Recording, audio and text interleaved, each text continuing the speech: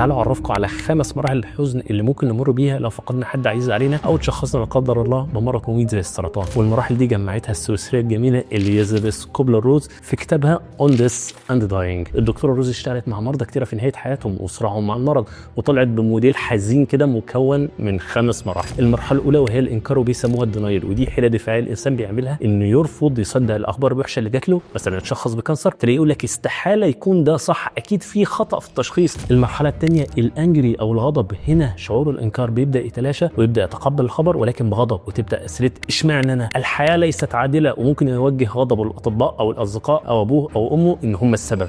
المرحله الثالثه هي المساومه او البارجيننج، وهنا يبدا يساوم، وغالبا بيكون المولى عز وجل عشان يتخلص من المشكله اللي حصلت. يعني مثلا يقول يا رب لو خففتني من الكانسر هرجع اصلي واكون انسان افضل. المرحله الرابعه الاكتئاب، اول لما تفشل مرحله المساومه يبدا يدرك حجم الخساره الكبيره بتاعته، فتبدا مرحله الحزن الشديد وممكن الانسحاب من الحياه، وتبدا بقى كلمات زي ما فيش فايده. المرحله الخامسه والاخيره وهي مرحله القبول او الاكسبتنس، وهنا يبدا الشخص يتصالح مع حقيقه الخبر الوحش ويحاول يشوف طريقه للتعايش مع الفقد او المرض، ويبدا يتكيف مع الواقع الجديد.